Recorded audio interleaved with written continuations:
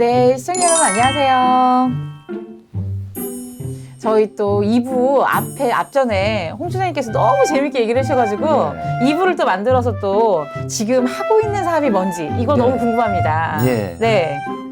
지금 저희가 지금 전통재래 바로 알리기 사업을 진행을 하고 있어요. 문화체육관광부 후원으로 진행을 하고 있는데 리플렛 요것을 가지고 설명을 좀 해드리겠습니다. 혹시 나중에 뭐 향교나 서원 등등에서 이 내용이 필요하시면 연락 주시면 이것도 좀 보내드리도록 그럼요. 하겠습니다. 네. 여기에 저희가 하고 싶은 얘기와 하고 있는 내용 이렇게 다 담아놨거든요. 이렇게 보시게 되겠습니다. 리플렛 노란색 너무 예뻐요. 이 예. 표지가 예. 노란색 은행나무 때문에 노란색 하신 거죠? 그래서 아무래도 이제 네. 성균관이 은행나무 네. 많이 상징이 되니까. 예. 이렇게 근데 했습니다. 이제 그러면은 정부도 같이 지금 이 재래 표준화 알리기를 지금 같이 하고 있는 거네요. 그렇죠. 예. 어떤 사람들이 관심을 가지면 좋습니까? 예, 이 전통재래 바로 알리기 사업을 얘기하기에 앞서서 네. 사실 우리 지금 상황을 좀 말씀을 드려야 되는데 지금 제사 문화를 이어가기가 상당히 어려워지고 있는 현실입니다. 맞죠. 얼마 전에도 뉴스나 이렇게 언론 보도를 보면 실제로 제사 지내는 집안이 40%가 되네 안 되네 이렇게 얘기를 하고 있는데 실제로는 그 퍼센테이지보다 더 중요한 것이 계속 하향 추세라는 거죠. 이것이 이제 심각하게 문제가 되고 있고 이것은 우리 유림 지도자뿐만이 아니고 정부에서 보기에도 안타까운 일인 거예요.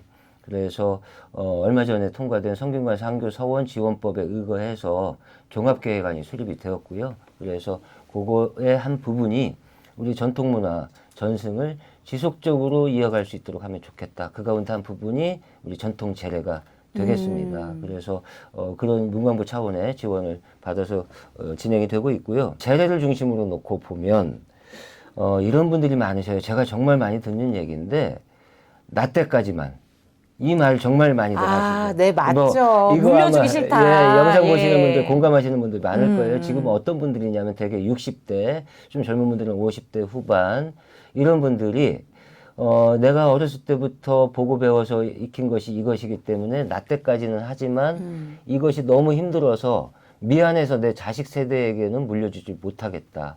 이런 분들이 좀 많이 계시고요.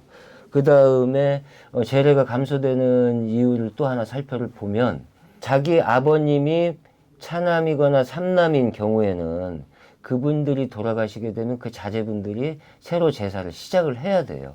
그렇잖아요. 그 전까지는 제사를 지내지는 않았지만 이제는 새로 시작을 해야 되는데 너무 엄두가 나질 않아서 못하는 경우가 많아요. 그리고 또 어떤 경우가 있냐면은 1인 가구가 지금 2025년 기준 36.1%에 어마어마한 많은데 이 대개 또 1인 가구 형성하는 분들이 노인분들이 많거든요.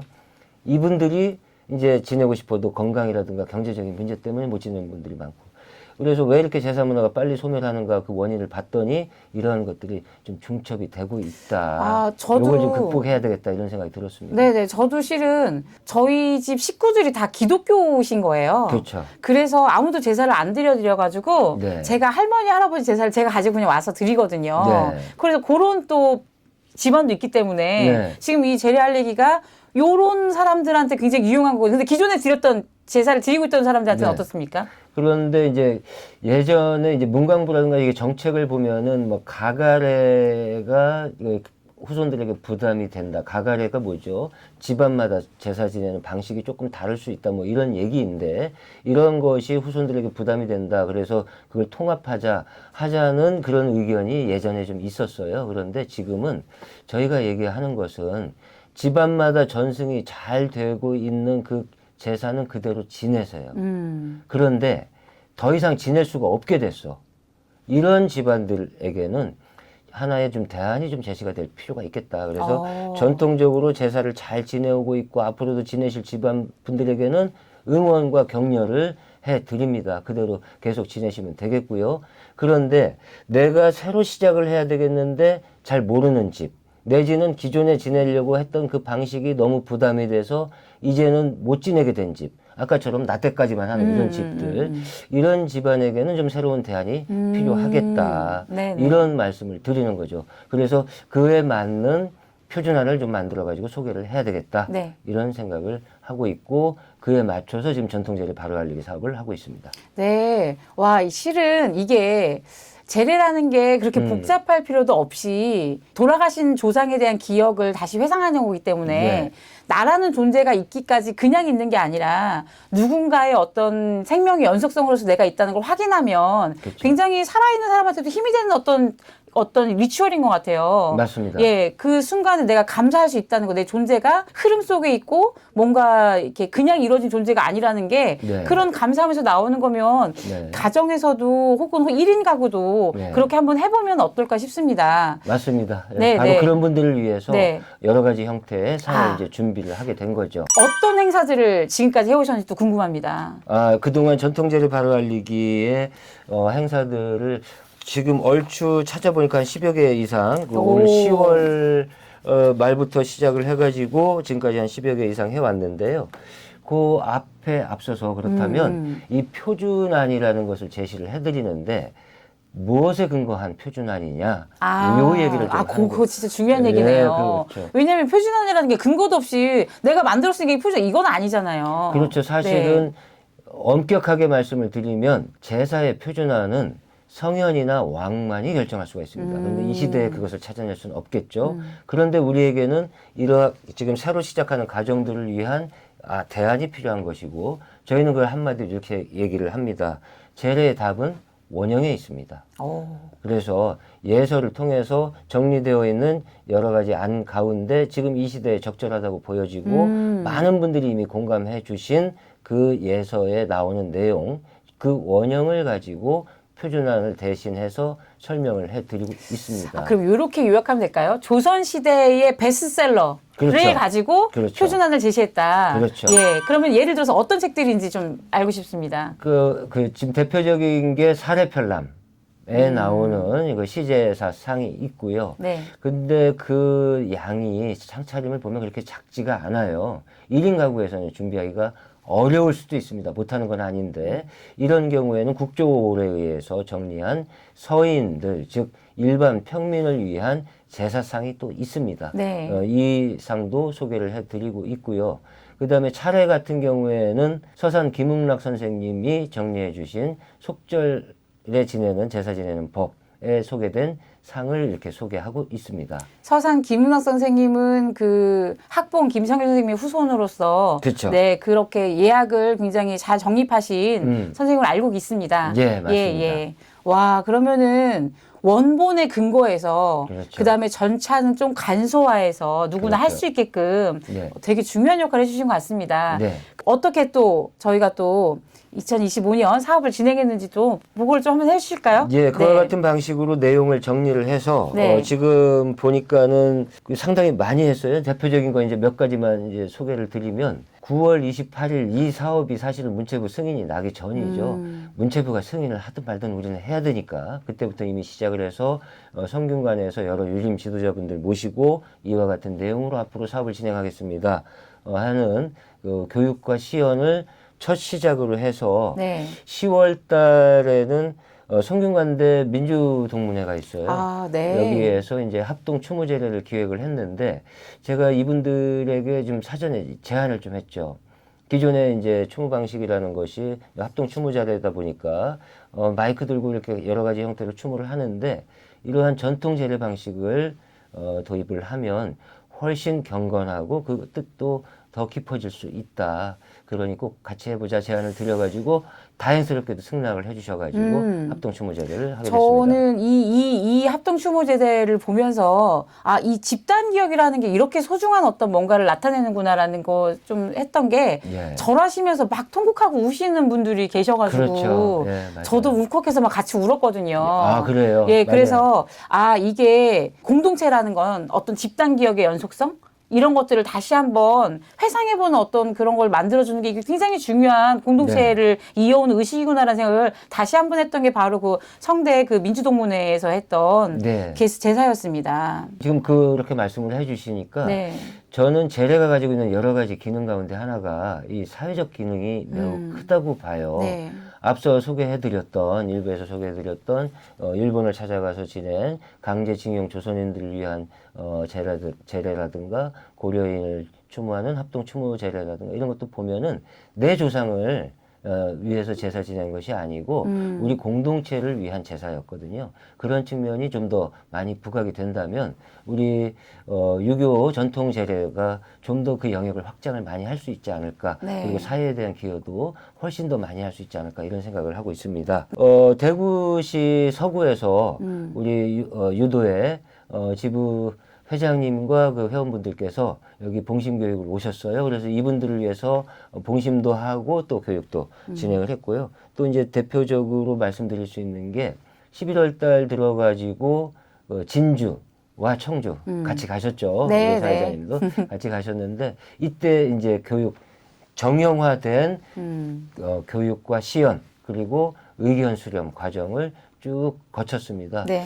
정말 현지에서 진주와 그 청주에 계신 우리 국장님들 그리고 도본부 회장님들, 정교님들, 지부 회장님들 많이 참여해 주시고 그리고 여러분들 적극적으로 의견 개진해 주셔서 정말 감사했습니다. 저는 그 현장에서도 느꼈던 게 어른들이 제례에 이렇게 진심이구나라는 게 느껴져서 예. 그게 되게 뭉클하고 좋았던 것 같아요. 맞아요. 예.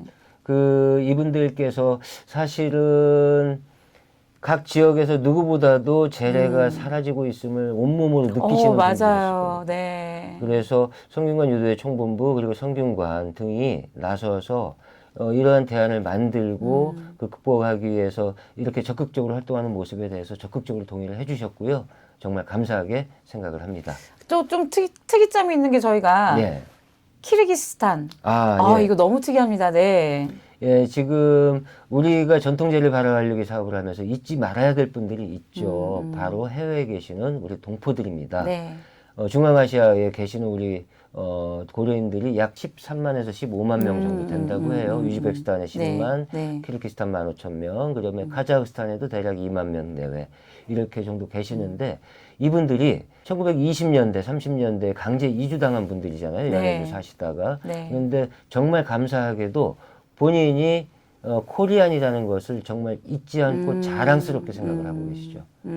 그래서 요청이 왔어요. 작년에 키르기스탄 한인 회장께서 이창우 회장이신데 이분이 와서 보니 고려인들이 본인이 고려인임을 되게 자랑스러워 하시면서도 막상 그 예법을 다 잊었다는 거예요.